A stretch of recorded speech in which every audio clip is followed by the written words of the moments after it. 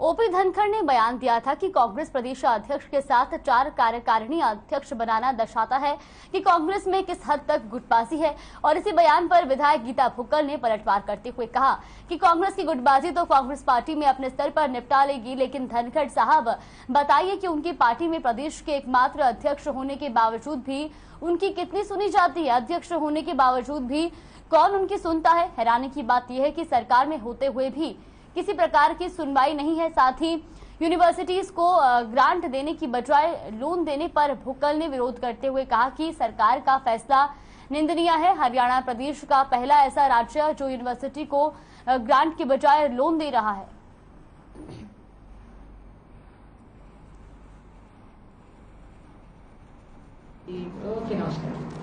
Congress party के अध्यक्ष बने हैं, उनके साथ 4 कार्यकारी अध्यक्ष बनाए गए हैं। बहुत ही अच्छा उनमें सामंजस्य है और मैं समझती हूँ अभी नया गठन हुआ है, उन्होंने पदभार ग्रहण किया है। सभी लोग अच्छे से सब लोग मिलकर और आदरणीय चौधरी भूपेंद्र सिंह हुड्डा जी और हमारे अध्यक्ष और कार्यकारी अध्यक्ष मिलकर कांग्रेस की जहाँ गुटबाजी को खत्म करने का काम अगर उनको लगता है कहीं है उसको खत्म करने का भी काम करेंगे और सभी लोग मिलकर काम करने का काम करेंगे।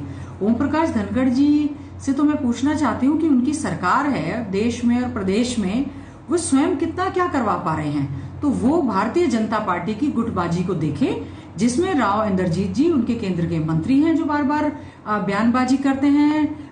चौधरी वीरेंद्र सिंह जी जो कि राज्यसभा के सांसद और मंत्री रह चुके हैं, आज उनके बेटे सांसद हैं, वो बार बार बयानबाजी करते हैं। और बहुत सारे मंत्रियों को हमने कहते हुए सुना है कि आज इस सरकार में जैसे केंद्र में कहते हैं कि वहां पर केवल डबल इंजन की सरकार है, केवल 2 ही लोगों की चलती है।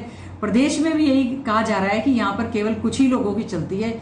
यहाँ तक जब मंत्रियों की नहीं चल रही तो विधायकों की तो क्या चलेगी।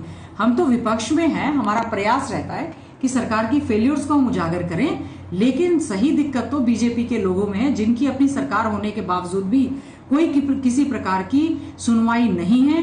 पिछले दिनों मुख्यमंत्री जी झज्जर में आए थे और ओम प्रकाश धनखड़ जी उनके साथ ही थे। लोगों ने उनका जो जुलूस निकाला है, उन्होंने कहा जी हमारी तो चल ही नहीं रही, हमारी कोई सुन नहीं रहा है, अफसर हमारी सुन नहीं रहे हैं। सीएम विंडो पर डालते हैं तो इन्होंने सीएम विंडो खोली, दरवाजे अपने लिए सब वर्करों के लिए बंद कर दिए हैं, सेक्रेटरिएट के दरवाजे बंद कर दिए हैं। वो निकाल कर देखें कि हमारे समय में जो हमारा हरियाणा का सचिवालय है उसमें कितने हजार लोग डेली जाते थे और इनके समय में कुछ 100 लोगों की भी एंट्री हरियाणा के सचिवालय में नहीं है। तो आज के समय में भारतीय जनता पार्टी के पदाधिकारी और उनके कार्यकर्ता बहुत ज्यादा हताश हैं और हर मीटिंग में, इसीलिए तो बंद कमरे में मीटिंग करते हैं, जब चिंतन मंथन बैठक और भोजन करते हैं तो उसमें बहुत ज्यादा शिकायतों का भंडारा मिलता है कि उनकी सरकार में उनकी नहीं चल रही है।